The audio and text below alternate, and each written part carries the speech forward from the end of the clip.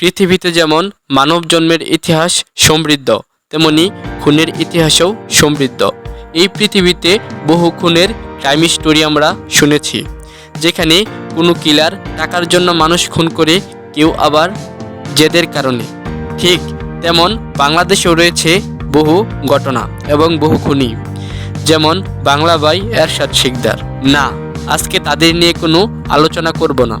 আজকে যাকে নিয়ে আলোচনা করব তার নাম হলো কালো খুনি, যার খুনের ঘটনা কাঁদিয়েছিল বাংলার মানুষকে। চলুন শুরু করা যাক।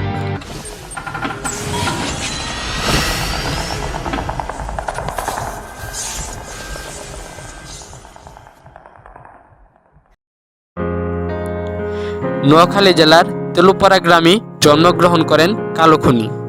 ছোটকালেই তার বাবা মারা যায়। তার বয়স তখন 8 বছর। তার মায়ে তাকে অনেক কষ্ট করে লালন পালন করতেছিল, কিন্তু হঠাৎ একদিন খবর এলো তার মা মারা যাওয়ার পরে তার দিন কাটতে থাকে রাস্তায় রাস্তায়। সেই থেকেই কালো খুনি চুরিকে পেশা হিসাবে বেছে নেন। কালো খুনি চুরি করার জন্য বহুবার জেল খাটে। তাই যদি তার গ্রামে কোনো চুরি হয়, তাহলে পুলিশ সন্দেহ মূলে তাকেই ধরে নিয়ে যায়। এলাকার লোক তাকে কালো চোরা নামেই চেনে। হঠাৎ একদিন পুলিশ তাকে ধরে নিয়ে যায়। কালো পুলিশকে জিজ্ঞাসা করলেই পুলিশ বলে চুরির জন্য তাকে ধরে নিয়ে যাওয়া হচ্ছে। এইবারে কালো 6 মাস জেল খাটে।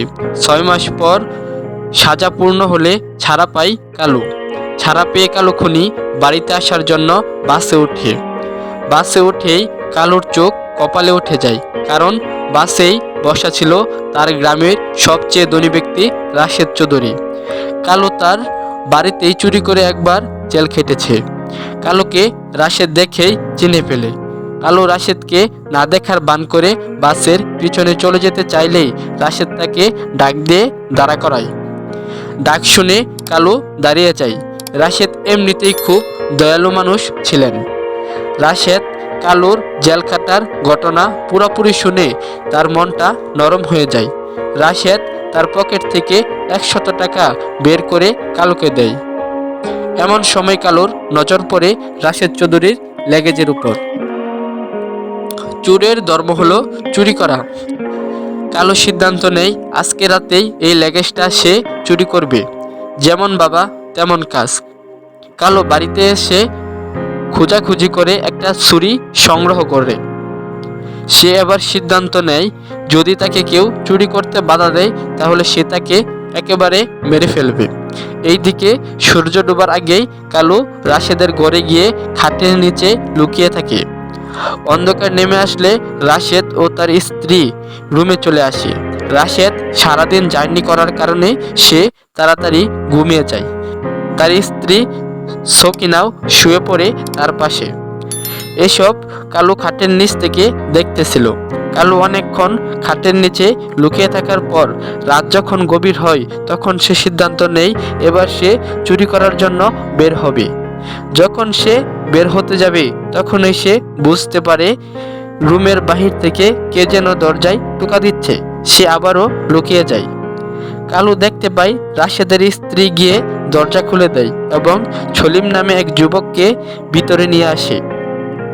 কালো তাকে দেখেই চিনে ফেলে।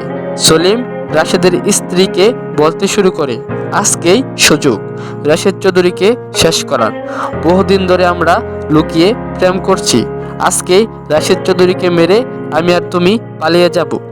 কালো এবার বুঝতে পারে সলিম কেন এত রাতে রাশেদ চৌধুরীর বাড়িতে এসেছে। রাশেদ চৌধুরীর স্ত্রী বহুদিন ধরে সলিমের সাথে পরকীয়ায় লিপ্ত। কালো তাদের কর্মকাণ্ড লুকিয়ে লুকিয়ে সব দেখে। সলিম একটা ছুরি বের করে রাশেদকে মারার জন্য।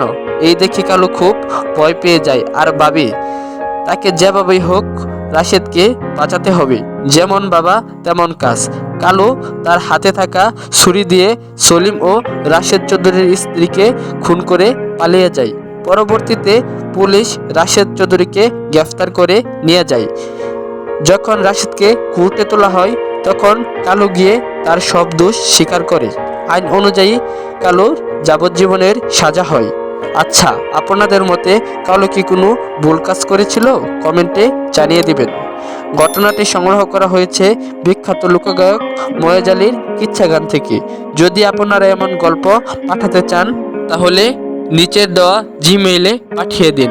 এবং যারা নতুন গৃহহারা মানব ফেসবুক পেজ ও ইউটিউব চ্যানেল দেখছেন তারা অবশ্যই ফলো এবং সাবস্ক্রাইব করে পাশে থাকবেন।